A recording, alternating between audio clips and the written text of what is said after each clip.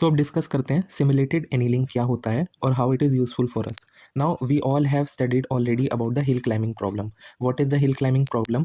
कि एजेंट है, agent suppose is given some of the hills and उससे ये टास्क है कि उसको ग्लोबल मैक्सिमा फाइंड करना है which is this. But agent जो है that still confuses between the ridges जो भी प्लेटूज आते हैं एंड लोकल मैक्सिमा जो आता है. उसके बाद वो कंफ्यूज हो जाता है that what will be my global maxima now, because at after reaching the local maxima the agent think that this is only the my global maxima, और वो फिर जो नेबरिंग रीजन्स होते हैं जहाँ पे केवल डाउन स्लोप्स होती है वहाँ पर वो आइडेंटिफाई करके ग्लोबल मैक्सिमा पर रीच नहीं कर पाता है. So this is the basic problem that we are facing with the local maxima, the ridges and the plateaus for the hill climbing problem. So simulated annealing एक कह सकते हैं हिल क्लाइंबिंग प्रॉब्लम का ही एक एडवांस वर्जन है, जिसमें हम क्या करते हैं बेसिकली हम सिमुलेटेड एनीलिंग में सबसे पहले तो एक फॉर्मूला यूज़ करते हैं विच आई हैव रिटन हेयर, और इस फॉर्मूले को हम समझने की कोशिश करते हैं. Now this is probability. P stands for probability. या तो प्रोबेबिलिटी हमें दो चीज़ें करवाएगी, या तो वो हमारा सोल्यूशन एक्सेप्ट करवाएगी या हमारा सोल्यूशन रिजेक्ट करवाएगी. इधर एक्सेप्ट और reject is equal to exponential of delta E by T in the negative. Now what is delta E here?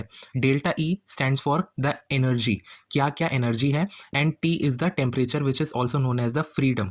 अब एक एक करके सारी टर्म्स को समझते हैं. फॉर एग्जाम्पल मैंने यहाँ पे एक केस सिनेरियो लिया कि suppose this is our global maxima and this is our local maxima. अब यहाँ पे what we are having is कि मान लीजिए हमारा एजेंट इस समय लोकल मैक्सिमा पर है, that is on the small hill top. अब to reach to the global maxima जो कि हिल क्लाइंबिंग प्रॉब्लम पे वो नहीं कर पाता था, what the agent is has to do कि वो यहाँ पे रीच करके सबसे पहले थोड़ा सा वो उससे नीचे उतरना पड़ेगा. The agent has to accept some of the bad solution, और उन बैड सोल्यूशन को एक्सेप्ट करने के बाद ही वो ग्लोबल मैक्सिमा पे रीच कर पाएगा. So what we are saying is कि at the initial place agent के पास बहुत सारी फ्रीडम है to accept the bad solution also, क्योंकि अभी उसे लोकल मैक्सिमा से अगर ग्लोबल मैक्सिमा पे रीच करना है तो सबसे पहले उसे इस छोटी वाली हिल से उतरना पड़ेगा, means down slope which is a negative solution for the agent. तो first of all at the initial phase what the agent has to do, it has to accept the worst solution also. So initial phase में जो T यानी temperature यानी freedom की value जो होगी that will be very high.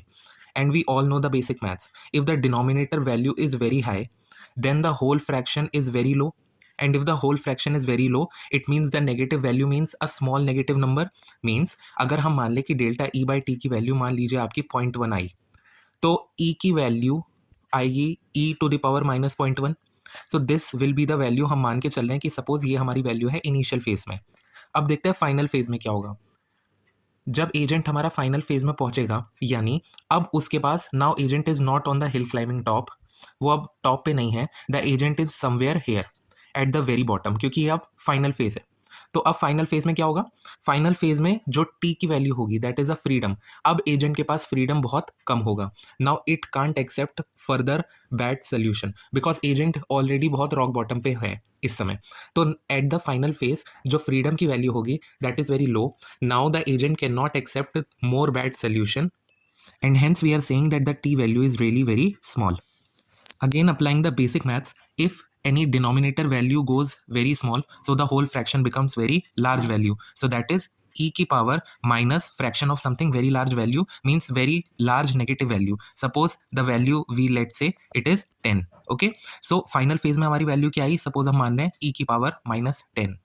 So now comparison between the initial and the final value. Initial value हमारी थी E to the power minus 0.1 हमने एज्यूम करी थी due to the very low fraction, and E की power minus 10 हमने in the final accept करी थी. So the value of both the fraction corresponds to 0.9 and 0. So obviously initial वाले की probability ज़्यादा है, so we will be accepting the initial solution. कि यहाँ पे जो प्रोबेबिलिटी एक्सेप्ट हुई है दैट इज वो हुई है प्रोबेबिलिटी जब एजेंट ज़्यादा फ्रीडम ले पाएगा, एंड कंपेयर टू दैट कि वो एजेंट फाइनल वाले सोल्यूशन को रिजेक्ट कर देगा जब एजेंट बॉटम बिल्कुल उस पर है. So this is the conclusion. Now by this conclusion हमारा एजेंट जो है वो सक्सेसफुली रीच कर पाएगा to the global maxima. So after accepting the initial solution and rejecting the final solution. So this is all about the formula and the explanation for the simulated annealing.